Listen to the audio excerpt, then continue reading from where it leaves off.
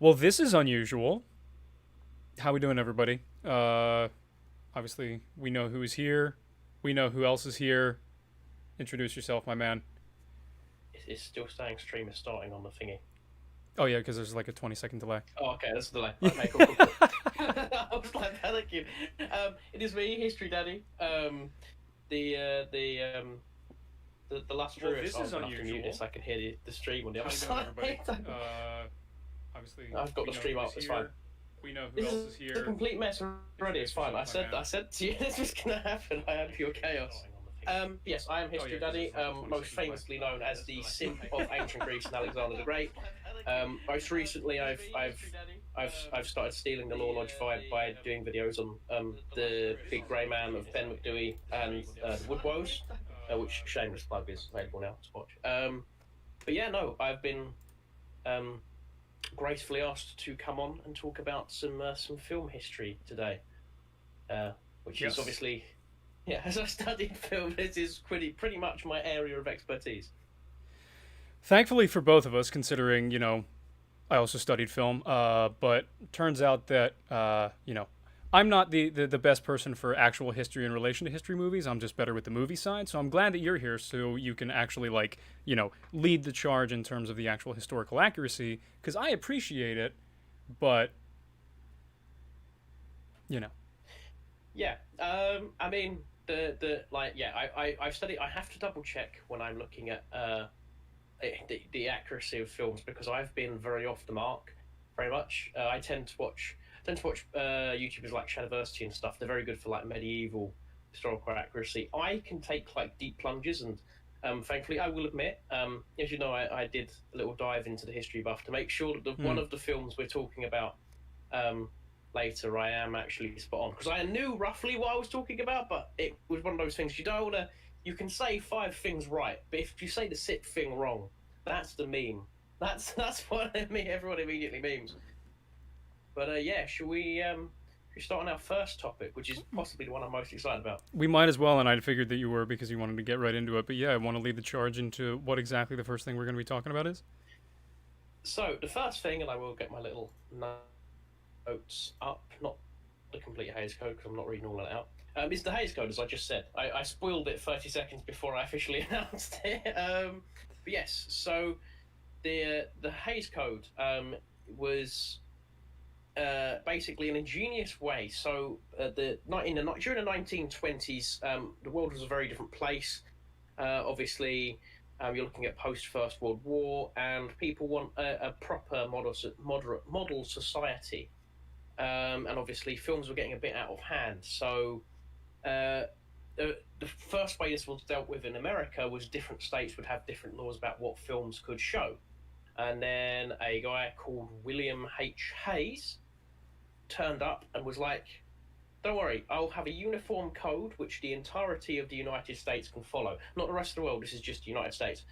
And British films sort of followed suit, but by this time the British cinema was sort of giving way to American cinema. Hmm. Um, so the Hayes Code, was known colloquially, um, took form and basically was a set of guidelines to ensure that the film wouldn't be something that was considered improper.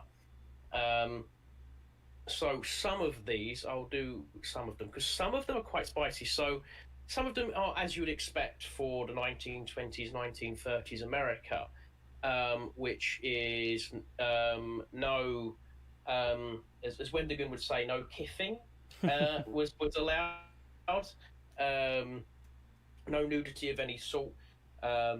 It had to be like streamlined. In fact, quite literally, you weren't allowed to kiss, which is where you get into the spicier codes of conduct. Whereas, like, especially like mixed race, interracial like relations were not allowed on screen. There is one example where a woman of color was asked to they there's a scene where they do a weird like snuggle because if they kissed then the movie would be gone from the cinema and it wasn't allowed to be seen. And so the Hays Code, as you could tell, was very restrictive. No violence, no. In fact, married couples weren't allowed to be shown in the same bed. and they had to be in two separate beds, and you could only show violence if it was portrayed towards the villain. Uh, the other thing you weren't allowed to do is you couldn't have a go at the clergy. You weren't allowed to like have a go at any sort of religious faculties at all, because this code was mostly pushed forwards by the church at the time, which obviously is very different now as times have gone on. So this led to the final bit of the Hays Code that I'll like touch on to get going, because this led to the ultimate form of censorship, because it politically was trying to stay neutral. So they didn't. So when a certain Austria man was coming to power, the Hays Code idea of dealing with that was to just pretend he didn't exist, which meant that for a great deal of Americans, the first they knew of the man whose moustache was way worse than mine, and I will go on record as saying I've been him because I like to think he's spinning in his pit in hell. I've gone off the rails already. I mean, to be fair, if we're going off the rails about your stash, it's totally fine because it is the best stash I've ever seen. So, thank you very much. Yeah, I'd like to when my day finally comes, I want to be like, no, I want to go down quick just so I can show it to him and like even more fire and brimstone rub it in. But yeah, no. So the most like Americans knew about this was really through. Oh yeah, by the way, we're going to war with Germany. This is why.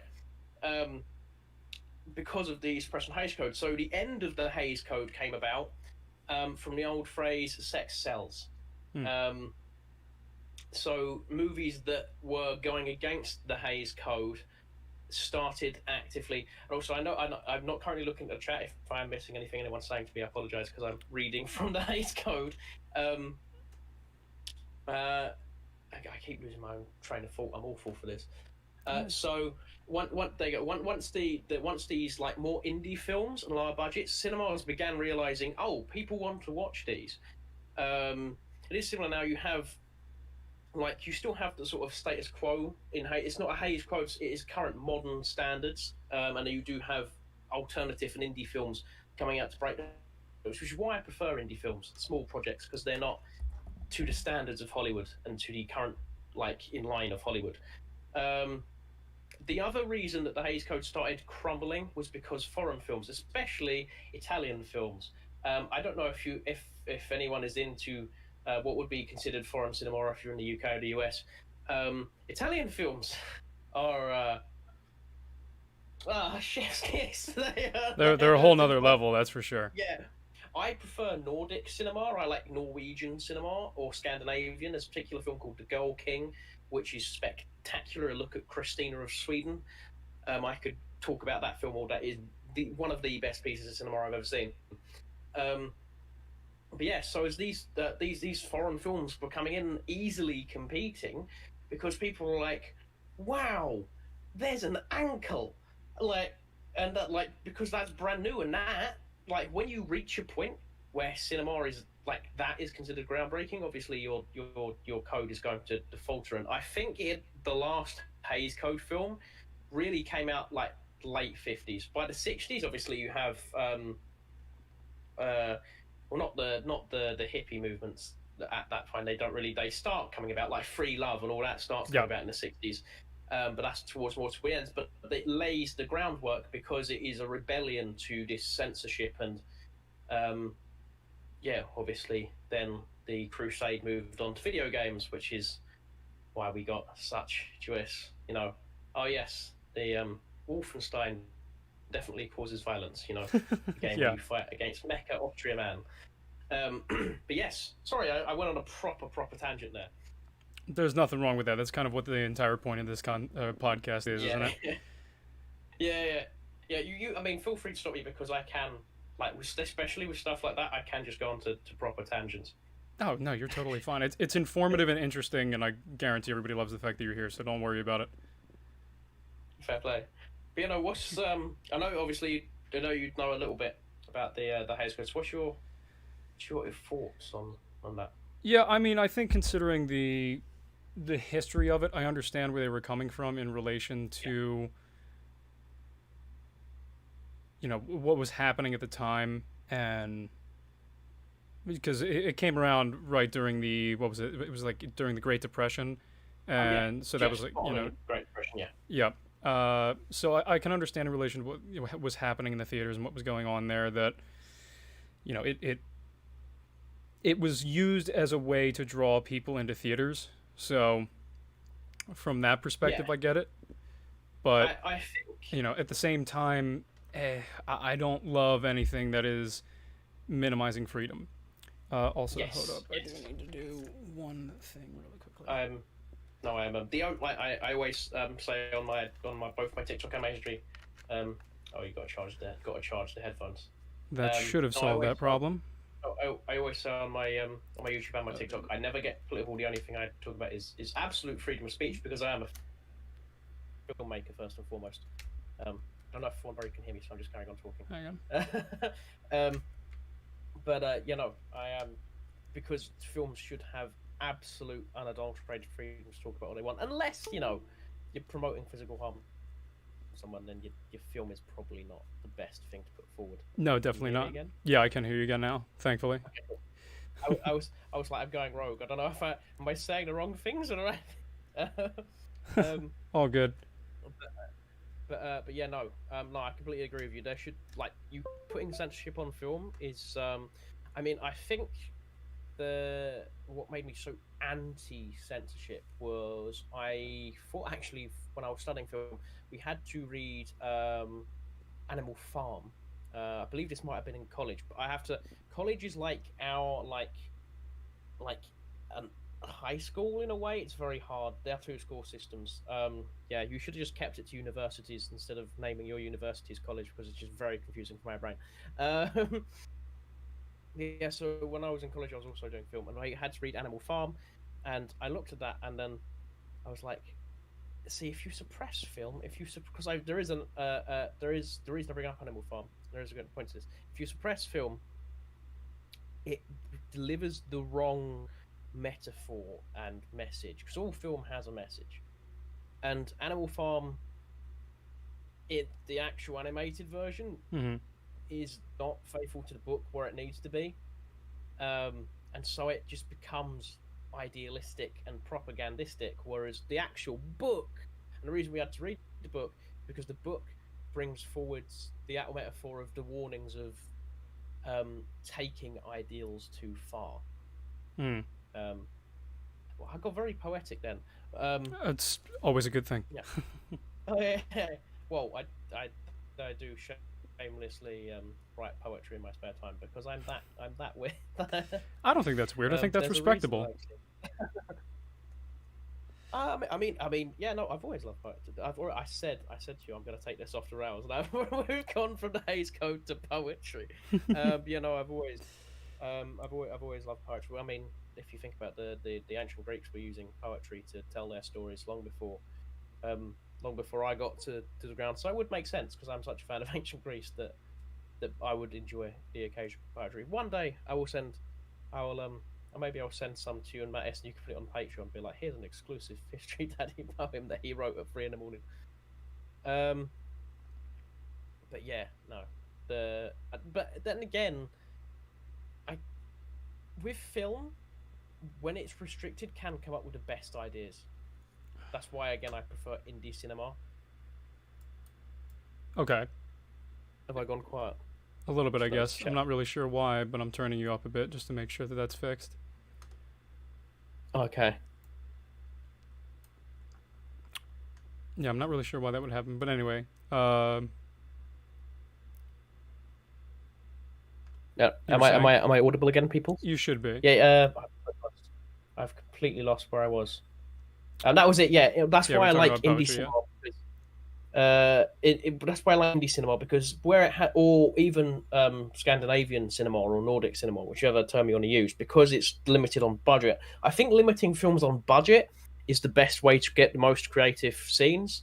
Like one of the films we will be looking at later, obviously was released much later than the Hays Code because it was in color. But there's a particular scene where one of the officers in I've been so careful not to spoil it before we get onto the conversation. His leg is removed from what is definitely not an artillery barrage. And the scene is carried on and goes, I do say so. It appears my leg is removed. And then the other officer goes, oh, it seems it is. Yeah. And I was like, you wouldn't, now it'd be a load of swearing and crime and sadness. And this particular film, I will go into, portrays it very well. But it doesn't show you the removal of the leg. And I think that when you have a cheaper film or a film that's restricted in what it can show, it can tell the story better, because now we have I love Saving Private Ryan. It focuses, that opening D-Day scene focuses so much on the violence that you almost lose the story. Like the bit with the guy holding his arm, I'm like, that's amazing cinematic storytelling. And then we immediately go into horrors of war, and then storytelling, and then and it's that fine balance. It's very hard to do. I love Saving Private Ryan. It's one of my favorite movies. They used the wrong boats on the landing, but I'll let that slide, Spielberg. You gotta make some compromises, you know. Yeah. Well, they used I believe they used American landing craft instead of British, and the particular beach they're showing was meant to use British landing craft. I may get that wrong. That was from a History Buffs video that I watched like 10 years ago now. But yeah, I just went on a massive rant about censorship in film. I'm not gonna lie. You can take it over again. It's all good. I filmmakers should have complete creative. The reason I say that mostly is I come up against a lot. A lot of the films I write are incredibly graphically violent and tend to show way too much nuance, and everyone's like, yeah, you won't sell these films because you could only sell them as an 18. And I was like, why not? And they're like, have you seen every film that ever is released now? It's for at most 12A is what you could get away with. And I was like, Deadpool worked. And they was like, Deadpool was literally, that was his selling point. Are you going to sell it as an 18? And I was like, yeah, true. And then I went, but Saw worked. And I was like, stop bringing up films that work. I was that annoying student that would not give up when I was disproven. Yep. I mean, that's honestly a great way to be, especially when you're young. I mean, there's at least from everybody that I've seen, there needs to be a certain level of if you don't believe that your work is genuinely great, and whether it takes you one draft or 100 drafts to get there, you have to believe in your own work, and because nobody else is going to sell it other than you, and if you can't find a way to get there, then you're not going to be able to really sell it and make what you want to make into a reality. Oh, agreed. I mean, I don't know what the industry's like in the States. I was selling my script on Amazon. I've currently taken it off and I'm rewriting it into an actual novel, which is an interesting process. But I completely agree with you. I think we've reached a point where it's easy to go, oh no, this isn't like something that Hollywood is looking for right now. But again, there are other avenues. You can make a film into a radio play with absolute ease. Yeah. You can turn a film script into a novel, and you can publish that on Amazon. Unless you're someone who is like cancelled online, unless you're like Alex Jones, you're gonna be able to publish your book on Amazon. Like they don't care; they're making money. So I think it is if you're going to get into any sort of creative industry, you have to truly believe that what you're creating is good.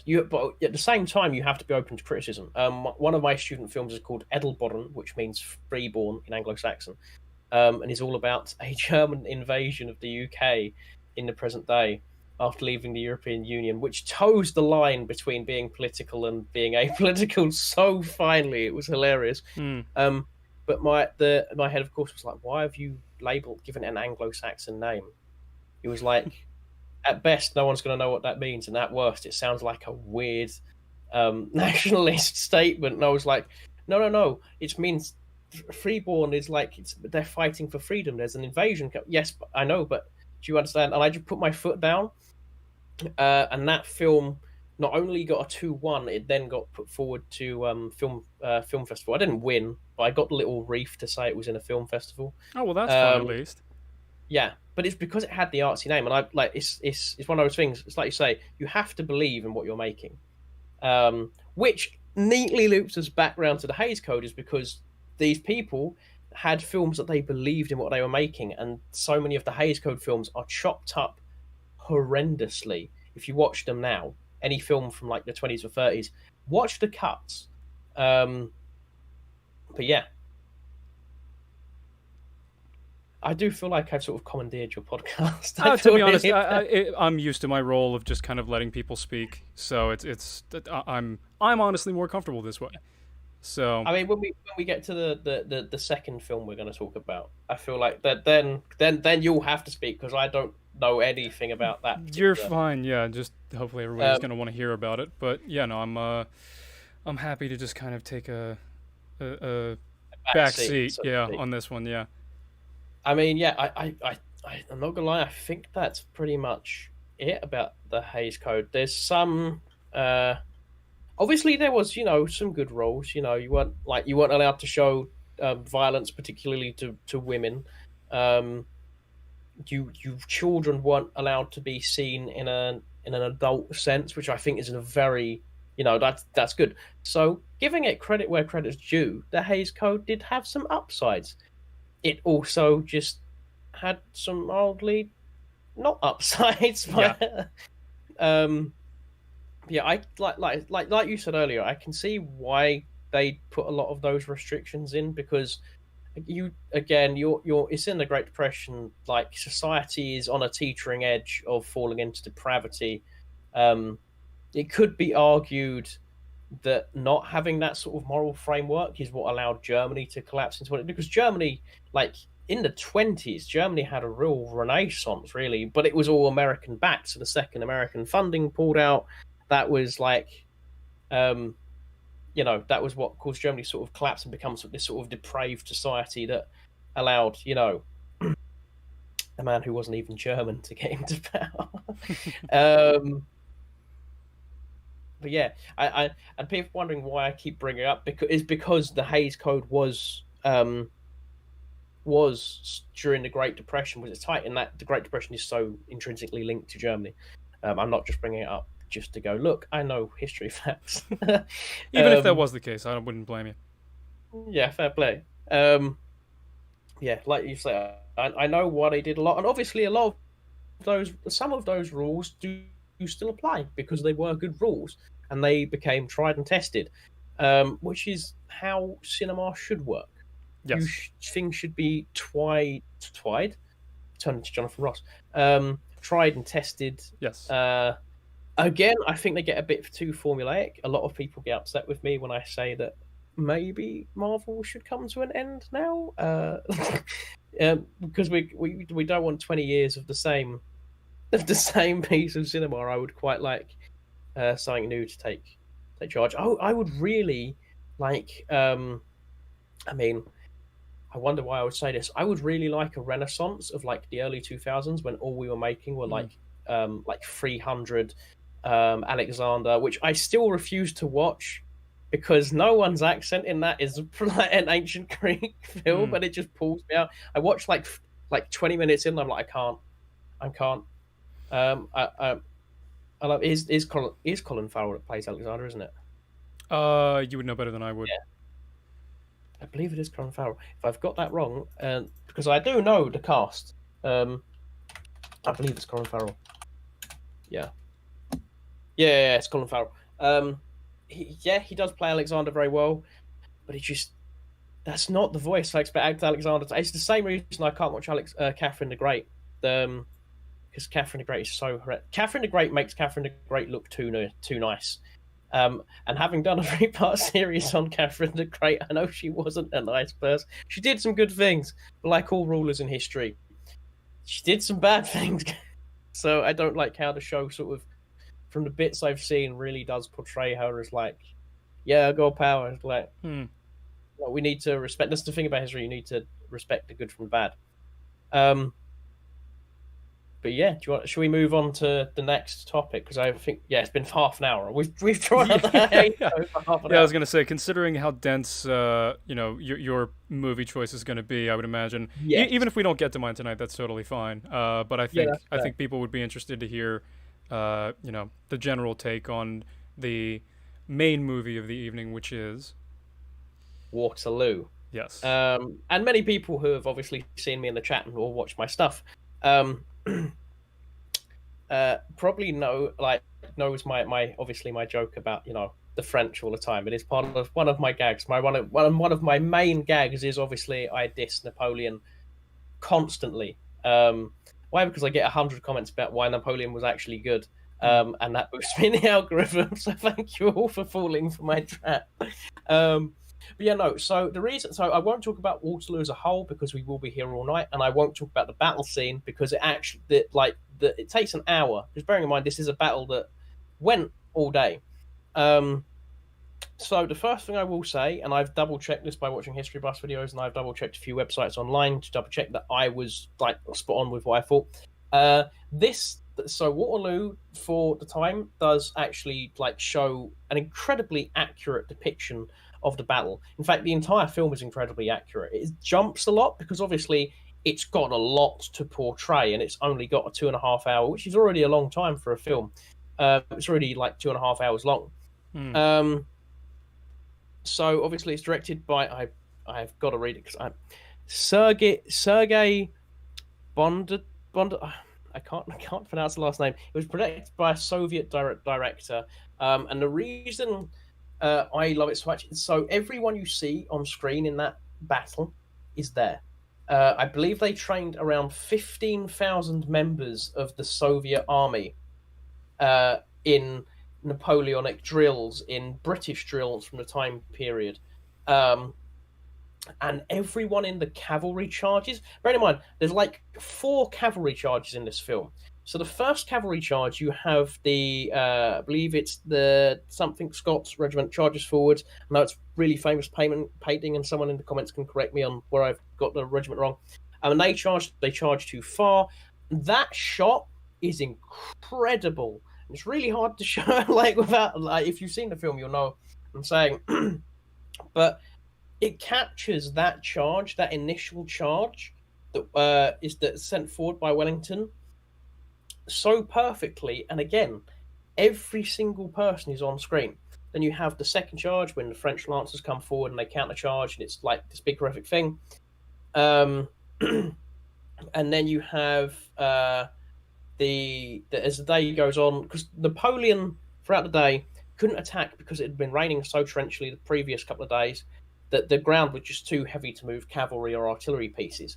They flattened, they didn't flatten. They made Waterloo Hmm. to build this film. So they filmed it in Ukraine, which was at the time part of the Soviet Union. YouTube, please don't take the live down for drink. This is where it gets a bit spicy. So they built the set so it looked like Waterloo, and it does. If you cross-reference maps from Waterloo, you can actually see how they made it so similar. So Wellington retreats and he forms the square, which our cavalry cannot penetrate.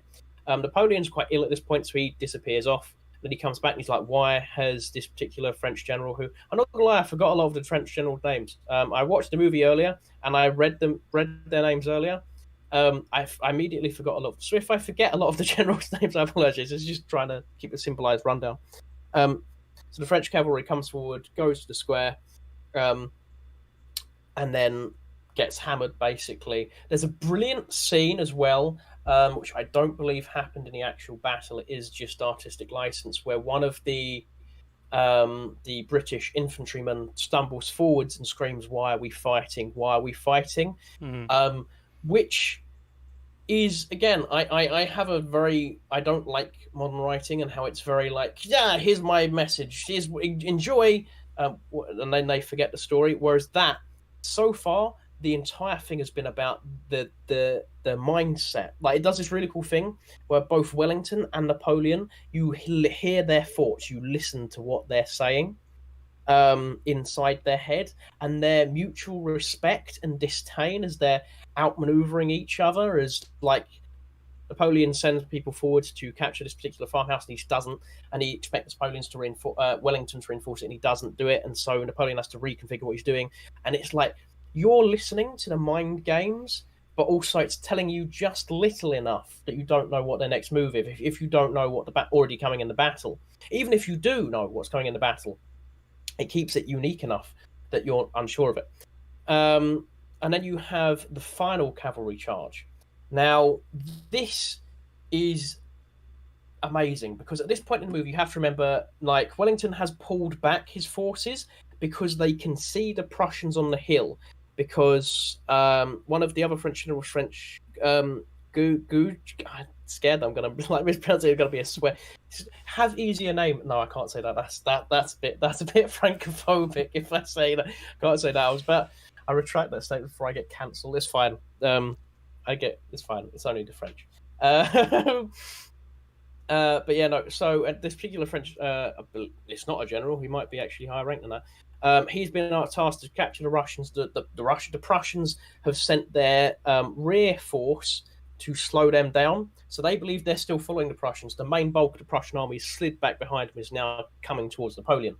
Napoleon tells his men, like, no, we ignore that. Just go for Wellington. If we can get Wellington, if we can get this hill before these Prussians come in, we've won. And then he's screaming for his other French commanders. He's going, why have they not turned around? How has he not clocked that the entire Prussian army has done a 360? Which, to be fair, that maneuver must have been hard to pull off, like convincing the person that's chasing you that tiny little bit of army left is all your army is. I don't know how he pulled it off. There must have been a decent number of distance. But then he had to sneak his entire army. Brugger, I believe it's Field Marshal Brugger. I might have got his rank wrong. This is why I have a severe number of notes in my videos, and I'm always saying the name 7 times. If you ever watch my videos, I'm saying the name 7 times. It's not because I'm trying to reinforce to you who it is. It's because I'm trying to make sure I've remembered to say it. All good. All good. So Brugger comes around, and at this point, Napoleon's desperate. And this is the most exquisite. I know I said I was mainly about the cavalry charge for this, but now I've rewatched the movie. This bit where Napoleon looks forward and he goes, Wellington's done. Like, this is in his head. Wellington's done. Wellington's on a run. Like, because the reason they did that third cavalry charge is they thought Wellington was in full retreat, and obviously they get caught in the square, and the square is like impenetrable cavalry unless you're like a winged hussar. And yes, I'm going to bring up the winged hussar because they're my favorite cavalry unit, and I will take any chance I can to talk about them. Don't blame me. They are amazing. I need to actually. There is actually a film about the Siege of Vienna. Really? It's just not quite got the numbers to carry off. Like, bear in mind, that's the largest cavalry charge in history, like 20,000 horsemen, led specifically by 3,000 winged hussars. So that's like, for the number of people there, it's very well shot, and I believe it was actually a Polish-made film. I could be wrong on that again, but yeah, there's not enough horses. It's one of those cases where I would have said, yeah, maybe a little bit of CGI would help that film. But going back to Waterloo, so that obviously the Wellington had successfully lured them into that charge. So Napoleon's like, okay, this is it. If I bring in the old guard, which he doesn't like to do because the old guard's meant to be, it's like the Persian immortals. Yeah. So he brings forward Napoleon's old guard, and in this desperate charge, because it's at this point, the battle is on a teetering edge. Napoleon knows if he can get Wellington, he's won the battle because the Prussians just simply do not have the numbers. But the French have also been absolutely obliterated. Again, this is shown, and the reason I'm going more about the history and less about the film is this is all people. Every single dot, and the film is free on YouTube now. If you Google Waterloo full film, you can find it. Someone uploaded it and it hasn't been taken down in 2 years. It was uploaded in 2020. Every rifle glint, which is something that CGI animators don't think about, it's the rifle glint as people are standing there, and you can see it as it pans across the field. The glints of the rifles they're using. Every one you see on screen is real. If you're an animal lover, I wouldn't recommend it as much, because when those horses go down, I don't know if you've ever watched all the westerns, but yeah, when horses go down in old western movies, yeah, that's real. Um, Obviously, some of them you can see where they do the certain maneuver and the horse goes down because they're stunt horses. But yeah, for an animal lover, I don't recommend it too much unless you can like maybe just zone out for the cavalry charges and everything else will be fine. Um, but yeah, so obviously this final point that I've tangented off of like 7 times is Napoleon, who's gravely ill at this point. He's already had one of his like commanders make the fatal error of dropping a cavalry charge onto a Wellington that was fully waiting for it. So he brings forward the old guard, and hiding amongst the thick grass is an ambush. And as the old guard advances, the British lines come up. Rank one fires, drops. The second rank fires, drops, and so on and so forth. And the old guard is decimated, right? And at this point, Napoleon is completely caught with his pants down, right? He's there is no way out of it now. He is for lack of a better term screwed.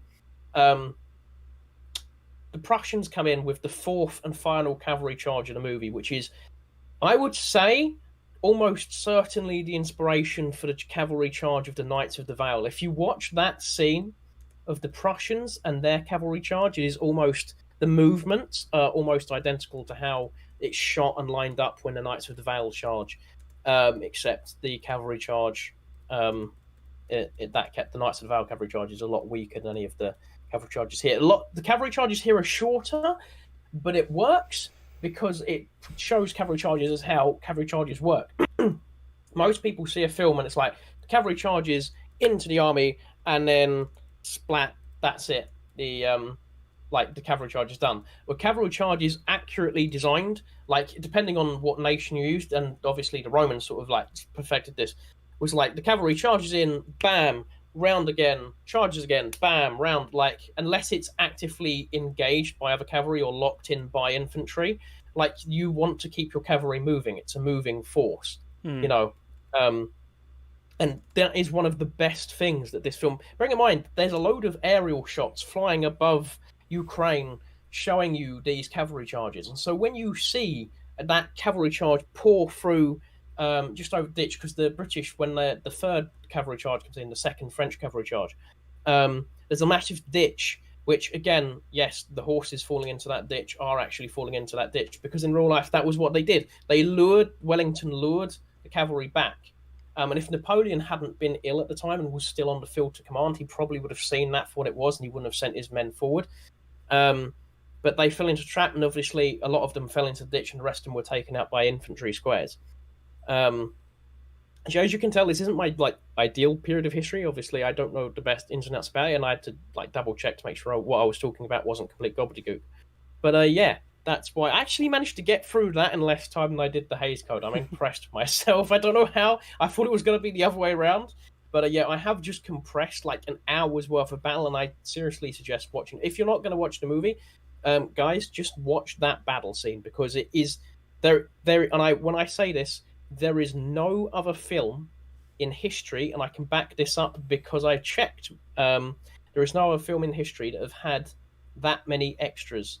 Not even Lord of the Rings come close. And Lord of the Rings, again, that horse charge is a lot of extra. Obviously, they're duplicated, but a lot of the people you see are real. Everyone on screen, from infantrymen to cavalry, is there and is filming and is taking part in this recreational battle. When you see a cannonball go off next to someone, they were told. I mean, a lot of the times, obviously, there was a lot of people injured, as you can tell, because the explosives were going off, so it was marked on the ground. So you would be walking along, be like, "Oh yeah, a cannonball's going to go off there," and I've got I'm exploded now. So it's an incredibly well shot film. But yes, should we do a bit of questions on that before we move on to Master and Commander? Or oh no, I spoiled. It's not a spoil. It's not a spoil. You're fine. I was trying to keep it safe until the end. I think considering the breadth of the scope of Waterloo, if we just want to continue to kind of focus on that up until or if you just want to kind of do questions on that and then slide into questions generally, and then I guess we can keep it, just considering it's only the two of us, we can keep it a little shorter if we want. I mean, I'm game. I've watched the Master and Commander scene. I'm game to talk about it now. No, it's all good. I think just based off of the time and such like that, It makes sense. So Yeah, fair play. yeah, But yeah, no, I'm obviously I can keep going. But yeah, if anyone in the chat has any questions on, the um, only history chat, or sorry, the only super chat so far was from Gavin Swanson for 4.99 saying History Daddy and Mattis supremacy, which fair enough. Um, but yeah, is there anything else in terms of now that you kind of have free reign that you want to talk about with Waterloo in particular? um, I mean, the film as a whole, the main historical inconsistencies. The ball at the beginning of the film, it wasn't actually in a ballroom; it was in a barn, more or less. The There are a few things I didn't like. I felt that Wellington was portrayed perhaps a little too confident and snide, and a little too action, like a little too apologies for the entire country I'm about to insult. A little too American action hero. Like, he was just short of the leather jacket, and he would have been like the cocky 1960s, 1950s, like shades American Mm. fighter pilot. Um, so that in places I can understand why he was portrayed as such, because he was incredibly confident in himself. Obviously, when you look into history, like any general, he had his doubts, and that is where I will turn and say that that was where it was portrayed well. Because when you get into Wellington's faults, you hear the insecurities, and it balances out against this ultra confidence. But I don't. There's a particular scene where he's like underneath a newspaper, and he's like, his second in command's going, "If you should fall, um, what is your plan?" So and then Wellington just lifts up and he goes, "My plan is to defeat the French," which is a line I both loved and hate because again, it's so overly confident, and I was like, I don't know where I physically know where I stand, because I liked it and I liked the confidence, but also it didn't. The film, a lot of films about Napoleon try to portray him with a very human element. Um, which is something you don't see often when you see a documentary or a film about Alexander. Alexander is portrayed like, I I love Alexander to bits, but like to go out and like openly try and conquer the entire Achaemenid Empire and then push further and then throw a strop when your men like revolt against you. Um, like you have to have a specific mindset, which was what Napoleon had. There was plenty of times Napoleon could have stopped and would have he would have led a like Napoleonic Europe. Like history would be an entire would be French. Most of Europe would be like the default language would be French. And you would probably see an alternate history where the British Empire just never was able to, well, it would rise to power, but it'd be far more navally based. It would never challenge anyone militarily on land. Defeating Napoleon really was the game changer, and like it settled who was going to be the great. Because for most of like later history, going into the colonial stage, who was going to be the dominant power? Much like you had in the West, it was Rome and Persia, or Rome and Parthia.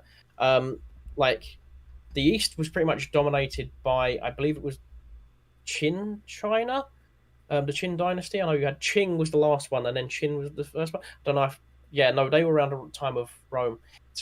Chinese history I'm very vague on, so I apologize if I've got that wrong. And if anyone wants to correct me, plop it in the chat. Um, but yeah, so like that moment really did settle out of France. Obviously, it set the stage for Prussia to really go, yeah, okay, here we come. Yep. Which is why I always like history is a never-ending battle of who's going to be on top. Like the Etruscans had power over Rome at one point. Um, so that's interesting to me. Is like Waterloo was really the stage.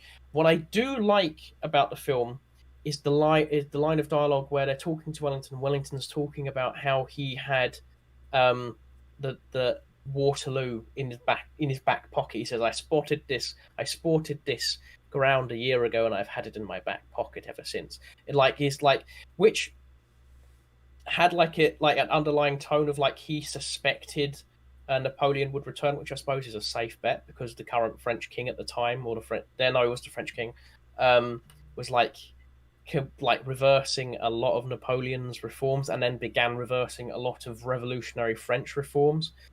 As someone who's just for definitely not for a video that I'm trying not to spoil, hasn't just looked into even more of the French revolutions, because France may or may not have invaded a country I'm talking about history of. Hmm. I'm so bad at not spoiling stuff. It's awful. That's okay. So yeah, yeah. But France did like its revolutions. So to be clear, I'm talking about the first big one that allowed Napoleon. Well, no, there was a big one, then there was a little one, a big one, then another one, and then Napoleon comes in. Yeah, the French should just name the country to the Revolution at the moment. Like that would make. I mean, I believe it's the Fourth Republic now, Fourth or Fifth Republic. It's Again, amazing French how many history. revolutions they've had. Yeah, I mean, some of those republics only came in due to certain events outside of their control. Hmm. But yeah, like it was a safe bet that Napoleon would be able, if he escaped from Elba, he would be able um, to claim the French. In fact, that is encapsulated not just by the people, but when it's not, it's encapsulated not just by the civilian population rather, but by the army. I've lost my train of thought again. How was it? But by the army is when he brings up his 1,000 hand-picked guards from Elba, and he brings it up the road. Now, that opening scene, I watched that, and I remember when I saw it the first time, I was like, that didn't happen. It wasn't that easy. He didn't just get the army to flick sides, but they did. He went up, and he was like, I'm Napoleon, I'm back, guys. And the French army were like, oh, hey, it's Napoleon. Oh, no, I like you. And so as they went on, all of these armies that were sent by the French king just defected immediately. And it is also true, as the film portrays, yes, the Allied powers did declare war on Napoleon, not France. That's 100% true. I remember watching that. Yeah, as the part of the clip that you mentioned. Yeah, that's honestly wild. Yeah. Uh, I, as much as I dislike Napoleon, and obviously Alexander over Napoleon, that is pretty badass. I will admit that is pretty cool Oh yeah. to like have an entire allied force ally over you. Yeah, it's honestly insane.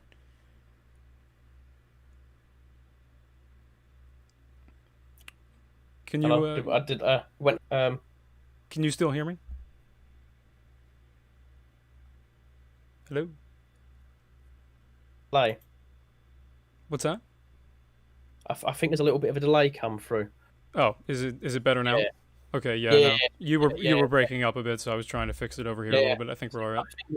I think it's my dodgy British internet. I think that's what it is. But yeah, no, that's pretty much all I can think of. I mean, to be fair, we've pretty much hit the hour mark. But All yeah, good. it's a great film. 2.5 hours. I can see one question. What is the best portrayal of a historical figure I've seen in film? There's not a lot of good ones, in all honesty. There's a lot of good portrayals and visualizations, but in all honesty, like, and in terms of accuracy, I wouldn't say there's many. Do you know what? I'm gonna say Napoleon, because I feel like, and what was the actor's name? Rod Steiger, who played Napoleon. That is the best portrayal of Napoleon, because it showcased his arrogance and his narcissistic love for France. Because a lot, like, it's portrayed so well. Like there is like, he clearly loves his men, but it's so clear. It's done as it shows his narcissism, Mm-hmm. and his, like, because he, in his head, he truly is doing the best for France. But if he was doing the best for France, he wouldn't have invaded Russia when they started trading with Britain again. He had, like, France was in a very good position. It had all of Europe at its beck and call. So yeah, he had narcissistic tendencies. that did come to fruition as a form of love. But yeah, who would be your favorite historical portrayal? Um, that's a good question.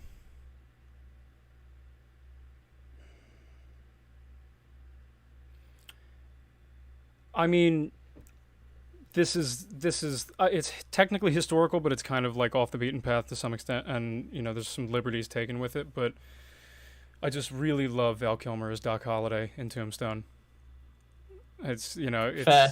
it's just such a good performance, and the, relatively historically accurate, just as the film is. I mean, there are some bits where they have liberties, but it's surprisingly accurate based off of at least everything that I've seen. But yeah, I think just in terms of a good performance, it's really, really solid. Yeah, I mean, you're never gonna get 100% historically accurate on Yeah. anything. I think that's nigh on impossible, purely because, like, although I would love to do a film that's not historically accurate, but 100% accurate to the works of Herodotus. Mm. All of the stuff, obviously, we know some of the stuff he said wasn't as spot on. I'm a big fan of Herodotus, so I find it hard to say that. Mm. Obviously, again, ancient Greek fanboy. Of course, I'm going to be a big fanboy. In fact, for a brief period of time, my name, like, because obviously History Daddy, the father of history, so Mm. there's been a link between us. But I would love to do like a TV show where it was just the history that he wrote exactly as he wrote it, not with any of the modern changes we have from modern historians, because I think that would be a really interesting way. Because again, it would be accurate to version history. Mm. Pardon me. But it's also looking at um, like the Greek storytelling, because the ancient Mm. Greeks loved a good story. Yep. Um, they invented plays. So yeah, I reckon that'd be an interesting film project. It'd be very expensive because Herodotus did have some expensive ideas. Um, Although again, I believe he is still actually our main source for the battle between Cyrus the Great and Tommy Rhys, Hmm. which is perhaps my favourite battle in history, other than the Siege of Vienna, um, where the Ottomans got pushed back. Um, yeah, I'd say like my favourite battles are like the Siege of Vienna, Waterloo, Tommy Rhys versus Cyrus, um, obviously the Hot Gates, Mm. ancient Greece, Alexander's defeat of Darius. Actually, no, the battle, I can't remember its name. The battle he did just before he defeated Darius, where Darius got. Actually, no, Darius got away like twice. I believe it was like his first initial battle. Because I love the fact that they were going along. It was always going to come back to Alexander, of course it was. Mm. I love the fact that the actual Greek advisor at the time was like, we need a scorched earth tactic. We need to like find a way to challenge Alexander like on our terms, and we need to starve him out. And all the Persians were like, no, no, no, we can. It's a silly Hellenic king. We're gonna get rid of him almost immediately, and that overconfidence obviously was their downfall. Mm. But yeah, um, Nice. Well, just on my end, I think that's probably a good place to end it for me because I know I got to get a bunch of stuff in order for tomorrow. I leave yeah, pretty early for work, but yeah, I just want to say thank you so much, History Daddy, for coming on here. I mean, it that's cool. it was pretty much a you podcast, and I think that's what people wanted. So thank you for doing that. That's cool. Thank you for having me on. And like I say, anytime you need me on, yeah, I'll be happy to do that. Absolutely awesome. Absolutely, thank you so much. And for everybody who's watching, normal programming will be back next week. Mattis will be back. He was away, but yeah, thank everybody for stopping by, and we'll see you again soon. Bye, guys.